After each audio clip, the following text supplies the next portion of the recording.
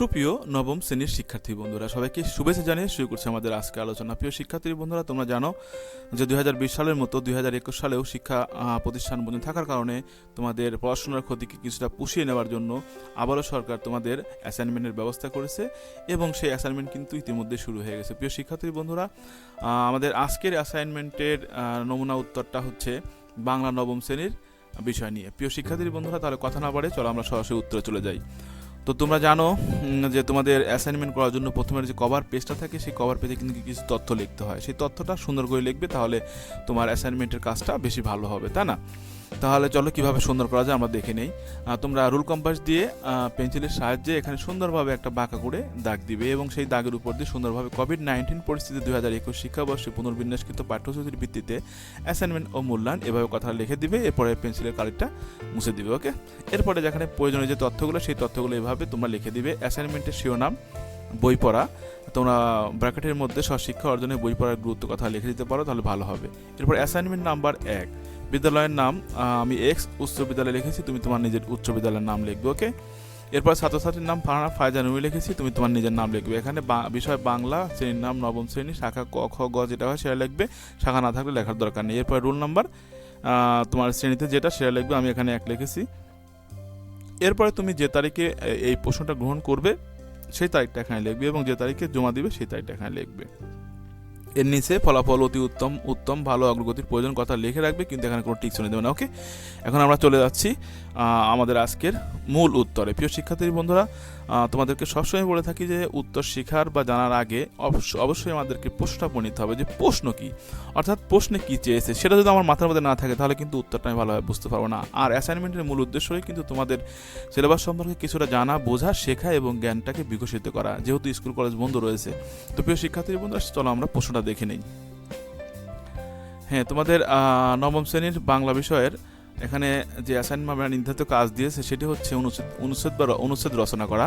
তো স্বশিক্ষা অর্জনে বই পড়ার গুরুত্ব এর উপরে একটি অনুচ্ছেদ রচনা করতে হবে। ওকে, আর এখানে দেখো নির্দেশনা দেওয়া রয়েছে, বই পড়া প্রবন্ধটির আলোকে শিক্ষার্থীরা অনুচ্ছেদটি রচনা করবে, প্রয়োজনে বাংলা ভাষার ব্যাকরণ ও নির্মিতি বই থেকে অনুচ্ছেদ লেখার নিয়ম অনুসরণ করবে।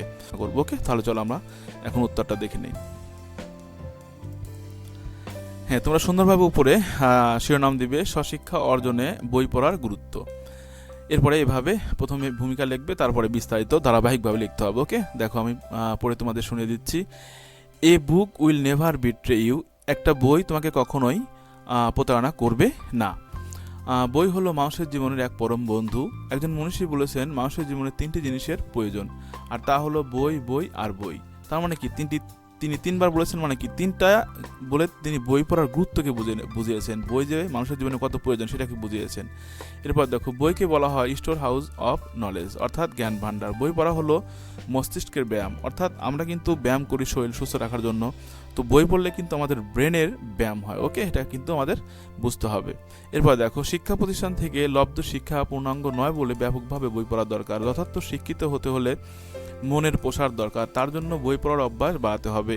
এর জন্য লাইব্রেরি প্রতিষ্ঠার প্রয়োজন, কারণ লাইব্রেরি প্রতিষ্ঠান থাকলে কিন্তু আমাদের বই পড়ার সুযোগ থাকে না। আচ্ছা, এরপর দেখো, বই হচ্ছে মানুষের শ্রেষ্ঠ সম্পদ, যার সাথে পার্থিব কোনো সম্পদের তুলনা হতে পারে না। একটা ভালো বই একজন ভালো বন্ধুর চেয়েও ভালো, কারণ বন্ধু তার স্বার্থের কারণে বন্ধুকে ছেড়ে চলে যেতে পারে, কিন্তু বই কখনো তোমাকে ছেড়ে যাবে না, সে তার জ্ঞান ভাণ্ডার দিয়ে সবসময় পাশে থাকবে। একজন ভালো বন্ধু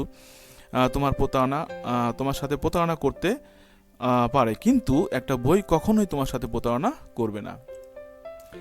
একদিন হয়তো পার্থিব সব সম্পদ বিনষ্ট হয়ে যাবে, কিন্তু একটি ভালো বই থেকে প্রাপ্ত জ্ঞান কখনো নিঃশেষ হবে না, তা চিরকাল হৃদয় জ্ঞানের প্রদীপ জ্বালিয়ে রাখবে। ব্যায়াম যেমন আমাদের শরীরকে সুস্থ রাখে, তেমনি বই পড়ার মধ্য দিয়ে আমাদের মনকে সুস্থ ও আনন্দিত রাখতে পারি। একটি ভালো বই মানুষের মনশ্চক্ষু যেমন খুলে দেয়, তেমনি জ্ঞান ও বুদ্ধিকে প্রসারিত ও বিকশিত করে মনের ভিতর আলো জ্বালাতে সাহায্য করে। বাধ্য না হলে লোকে বই পড়ে না। লাইব্রেরিতে লোকের নিজের পছন্দ অনুযায়ী বই পড়ে যথার্থ শিক্ষিত হয়ে উঠতে পারে। প্রগতিশীল জগতের সাথে তাল মিলিয়ে চলার জন্য সাহিত্য চর্চা আবশ্যক। তার মানে এখানে বলা হচ্ছে বাধ্য না হলে লোকে বই পড়ে না, তার মানে কি আমাদের সিলেবাসে যে বইগুলো রয়েছে সেগুলো পড়ে আমাদের পাস করতে হবে, সেজন্য কিন্তু অনেকে বই পড়ে, কিন্তু প্রকৃতপক্ষে সিলেবাসের বাইরেও বিশাল জ্ঞান ভাণ্ডার রয়েছে, জ্ঞান রাজ্য রয়েছে, যেগুলো আমাদের পড়া দরকার আমাদের জ্ঞান অর্জনের জন্য, আমাদের জ্ঞানকে বিকশিত করার জন্য, সারা পৃথিবীকে জানার জন্য, সেগুলো কিন্তু আমরা পড়ি না। সেজন্য আমাদের কি বেশি বেশি লাইব্রেরি প্রতিষ্ঠা করা দরকার। তাহলে আমরা হয়তো একটু সুযোগ পাবো বা লাইব্রেরিতে গিয়ে বসবো, সেক্ষেত্রে একটা বই চোখে পড়লে কিন্তু আমরা পড়তে পারবো, তাই না? সেজন্য আমাদের লাইব্রেরি প্রতিষ্ঠা প্রয়োজন। এরপরে দেখো, সাহিত্য মানবাত্মায় খেলা করে। সাহিত্য চর্চা হচ্ছে শিক্ষার সর্বপ্রধান অঙ্গ, আর সাহিত্য চর্চা করার জন্যই আমাদের বই পড়তে হবে। একই কারণে লাইব্রেরি প্রতিষ্ঠা আবশ্যক। বইয়ের ভিতরে থাকে অজানা তথ্যের সম্ভার। যখন আমরা বই পড়ব তখন বইটির ভিতরে থাকা নানা ধরনের তথ্যের সাথে পরিচিতি লাভ করতে পারবো। বই পারে একজন মানুষকে যথার্থ জ্ঞানীতে রূপান্তর করতে। আর জ্ঞান সবসময় একজন মানুষকে সমৃদ্ধি করে। বই নতুন ভাবে অভিজ্ঞতা অর্জন করতে ও মস্তিষ্ককে চিন্তা করতে উপযোগী করে গড়ে তোলে। তাই বলা যায় বই পড়া হলো মস্তিষ্কের ব্যায়াম। বইয়ের ভিতরে যে জগতের বর্ণনা থাকে, আমরা বই পড়ার মধ্য দিয়ে সেই জগৎটির সঙ্গে সংযোগ স্থাপন করতে পারি। কখনো কখনো বই আমাদের একটি ছোট্ট ভ্রমণে নিয়ে যায়, কারণ পড়ার মাধ্যমে আমরা পৃথিবীর এক প্রান্ত থেকে অন্য প্রান্তে চলে যেতে পারি। বই এর ভিতরে থাকা নতুন জগতের নতুন চিত্র, নতুন বর্ণনা, নতুন নতুন ভাবে উপলব্ধি করতে পারি। ফলে আমাদের মনন জগতের কল্পনা শক্তি বৃদ্ধি পেতে শুরু করে। বই আমাদের মস্তিষ্কের নতুন নতুন সংযোগ তৈরি করে, ফলে আমাদের নতুন করে জানার আগ্রহ, মনে রাখার ক্ষমতা বৃদ্ধি পায়। অর্থাৎ এখানে কিন্তু বলা হচ্ছে যে নতুন নতুন চিত্র বলতে আমরা যখন কোনো কিছু পড়ি, গল্প পড়ি, তখন কিন্তু সেই বিষয়টা আমাদের মনের পর্দায় ভেসে ওঠে। আর এইভাবে কিন্তু আমরা যখন যত নতুন বিষয় পড়বো তত নতুন বিষয় আমাদের চিত্রে ভেসে উঠবে। ওকে, সেজন্য আমাদের বই পড়া দরকার।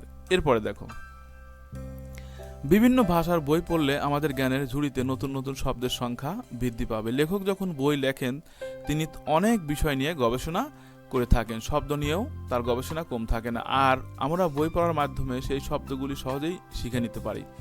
ফলে কথা বলার সময় সেই শব্দগুলি ব্যবহার করে আমরা আমাদের বাচনভঙ্গিকে স্পষ্ট, সুন্দর ও তাৎপর্যমণ্ডিত করতে পারি। আর যে ব্যক্তি অনেক বই পড়ে থাকেন তিনি খুব সহজেই অন্যর সাথে বিভিন্ন বিষয় নিয়ে আলোচনা করতে পারেন। এতে ব্যক্তি জীবন উন্নত হয় এবং আত্মবিশ্বাসও বেড়ে যায়। নতুন ভাষা শিখতেও বই পড়া আবশ্যক। পরিশেষে বলা যায় স্বশিক্ষিত লোক মাত্র সুশিক্ষিত। তাই স্বশিক্ষা অর্জনে বই পড়ার গুরুত্ব অপরিসীম।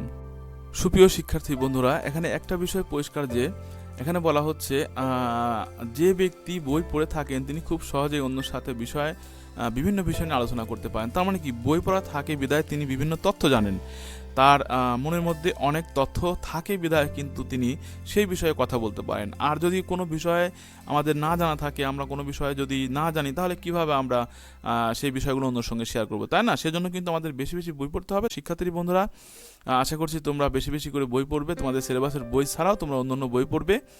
তো তোমাদের সুস্বাস্থ্য কামনা করে বিদায় নিচ্ছি। আল্লাহ হাফেজ।